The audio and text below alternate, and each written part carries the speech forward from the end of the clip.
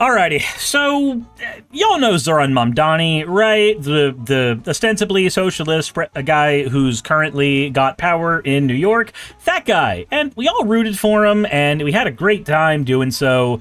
And there's been some criticisms about him going on online. And these criticisms, to me, are very funny. Let's take a look here. So this is emblematic of what I've seen posted everywhere. Zohran Mamdani actually just announced a budget crisis 4 months into his term. New Yorkers, you got played. Okay, cool. So that's a cool sentiment. I understand that. Jack, whoever you are, you've got a check mark. So I feel like I'm supposed to give a shit about you, but I don't actually. I don't know who you are, and I've already deleted the tab. So guess I'm not going to find out. However, can we talk about that setup for a minute? So Zohran Mamdani announced that there was a budgetary crisis a few months into his presidency, or not presidency, his him taking over New York, right? And that should sound like a red flag until you remember that time is fucking linear. Once you remember that time is linear, you'll remember that there were several months, if not years, prior to him taking over New York, where he was not in charge. And when you realize that as mayor of New York City, there were other mayors before him, and that he did not rack up a $12 billion deficit in 4 months, suddenly you realize how brain dead this take actually is. Completely and totally. So, let's take a look here. Right now. Let's take a look at some of the history here. August of 2025, New York State's financial plan shows growing structural budget deficit with a cumulative 3-year budget gap of $34.3 million. $34.3 million. The gap is up $7 billion since the January release of the fiscal year 2006 Executive Budget Financial Plan, and is attributed to a downward revision to the economic forecast and projected revenues, as well as increases in project spending.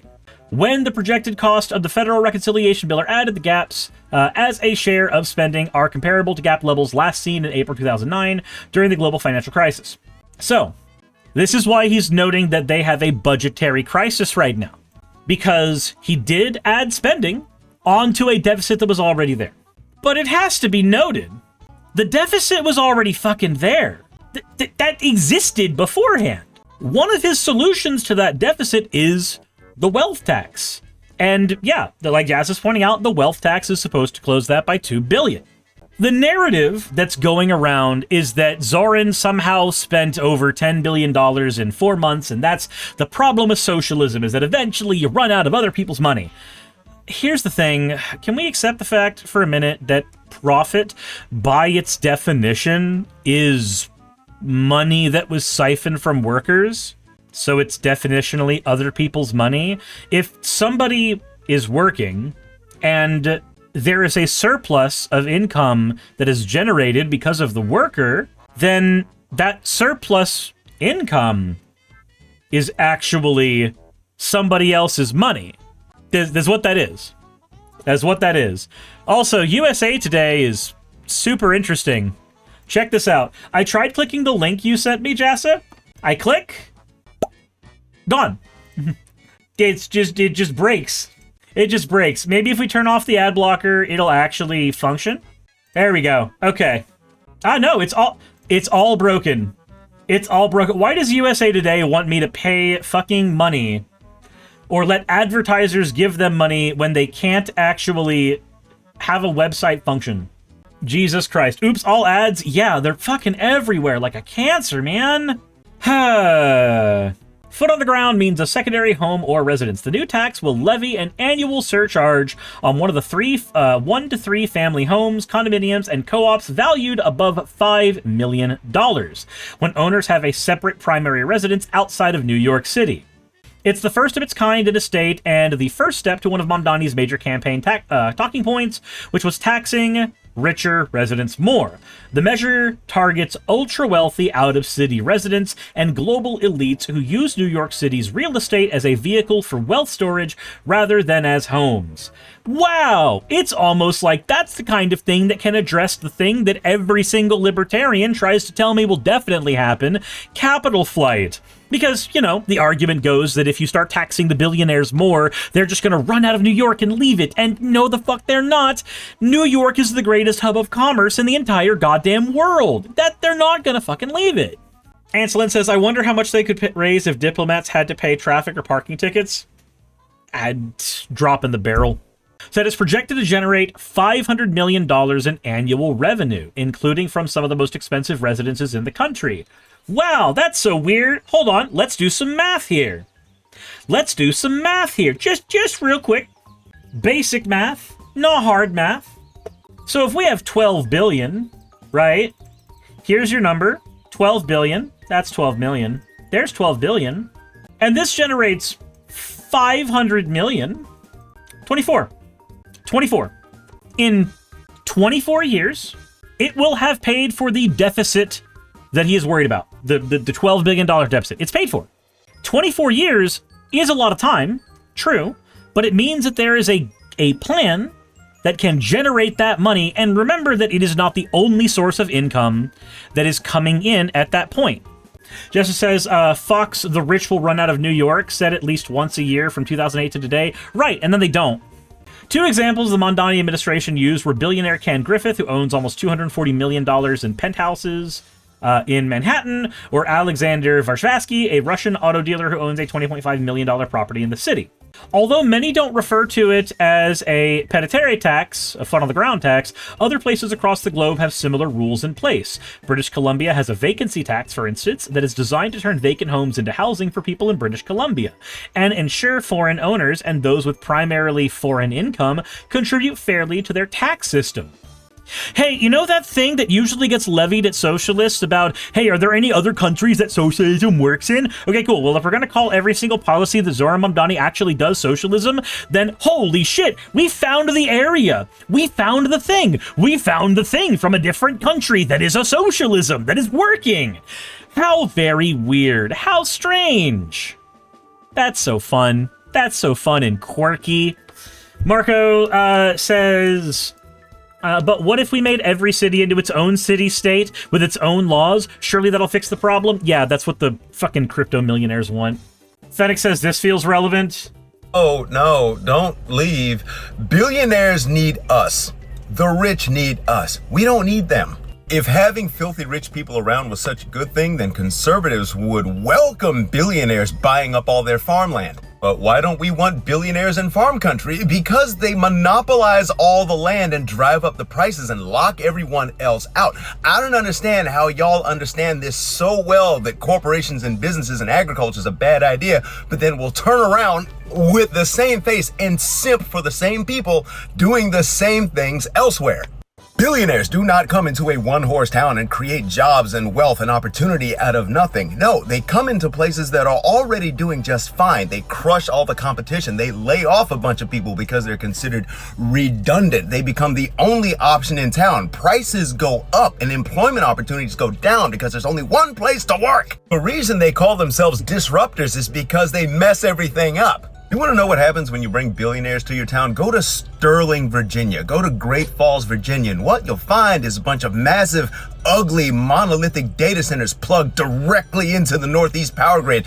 So, what's funny is that he's describing the Walmart effect. Now, I don't know if it's actually called the Walmart effect. I believe it is, but I could be wrong. Let me double check. Maybe I'm incorrect here. But from my understanding, the Walmart effect... Nope.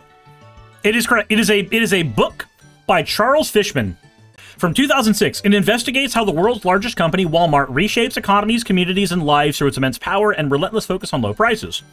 The book explores the benefits, like consumer savings, and the downside, like, downwards pressure on wages and local businesses, by examining its impact on suppliers, workers, and the global market. He argues that Walmart's scale allows it to create a dominant market force, but not just operate within them.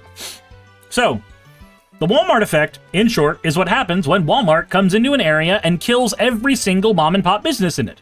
What happens when you have 100 family-owned businesses?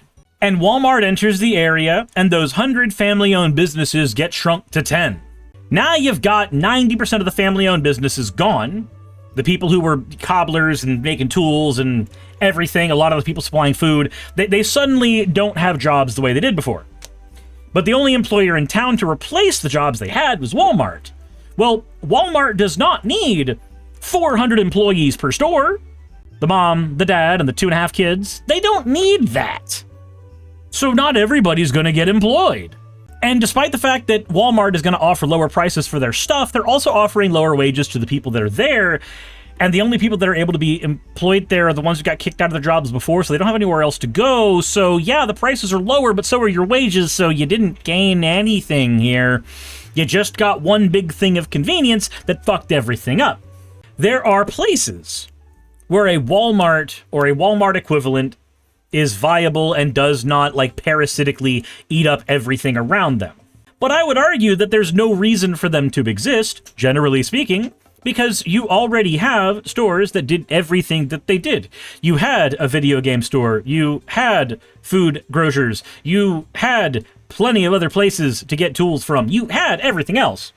Oh no, it has the auto department, yeah, and you also have people who do that. That Walmart and other billionaire businesses will only destroy everything. The timetable doesn't matter. It will leave scorched earth. This is one of the reasons why Walmart did not survive in Germany. They went there and Aldi crushed them because everybody saw Walmart for what the fuck it was. Also, they raised the prices when the competition is gone. Right, so Walmart's prices are always going to be a little lower than the people around them, but the minute the people around them don't exist anymore, they get carte blanche to raise the prices or wherever they fucking want. Like right here, Sam's Club is comparable to Costco, but if Sam's Club is not there competing against a Costco, they can kind of monopolize those prices all they want. Now, the Walmart effect is not unique to Walmart. The Walmart effect is any billionaire that comes in and gobbles up all of the local commerce and replaces it with whatever their vision of local commerce should be. I forget which town it is. In Arizona, I think? I don't remember which town it was, but there's a town that a Amazon center was being built in, and it got a giant apartment building zoned in the city to house its workers. And then some kind of contract fell through, and suddenly they didn't have access to any of that shit anymore, but this area was still zoned for a giant apartment complex that legally could only hold the fucking Amazon workers because those things went through. So now there's this big empty building in that town and it's not there. Somebody in the comment section is probably going to know exactly what I'm talking about, and they're going to post it in the section, and then I'll have a name to attach to it again. And then I might forget it in a week because my memory is shit. That's why I don't do debates anymore, everybody. My memory is awful, and I can't afford to have that drop on the debate stage. But, yeah, you're correct, Dorito. Uber does this as well. So Uber drivers don't make as much as taxi drivers, generally speaking, and Uber drivers don't have any ability to unionize, whereas local taxi drivers do have the ability to unionize.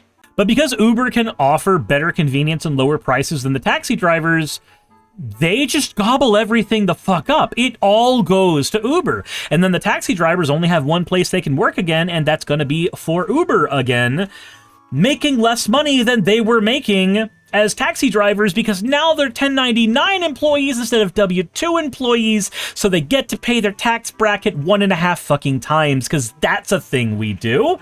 Everything here, all of it's broken. Everything's wrong. And you know what? That's why Mamdani is doing the things that he's doing.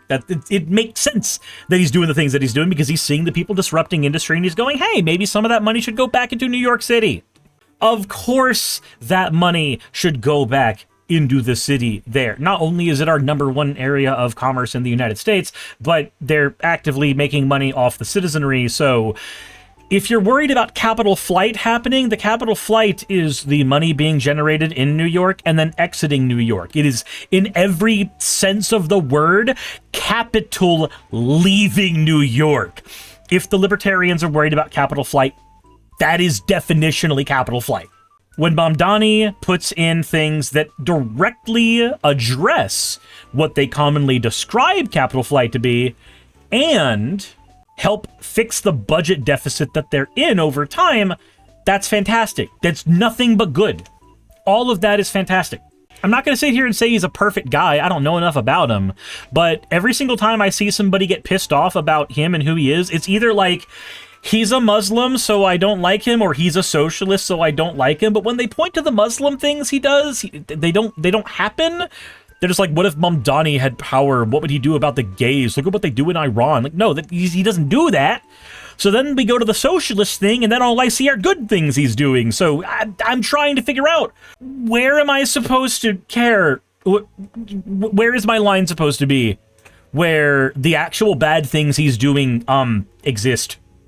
Hey, you made it to the end. I want to give an extra thanks to the patrons who allow me to do this full time. I want to thank Aaron Rail, Astral, Britzkrieg, Jemshin, Poundini, Red Joker, Victoria, Jonas, Craig, Tarika, Fireshard, Smiling GM, John, Dren Hadamada, Creeper, Sagitta, you know I'm not saying that last part, Sylvie Snow, Valis of Seraph, Ottoman Angel, Rooster Rachel, and Fire Panda, who are all my $20 and up patrons.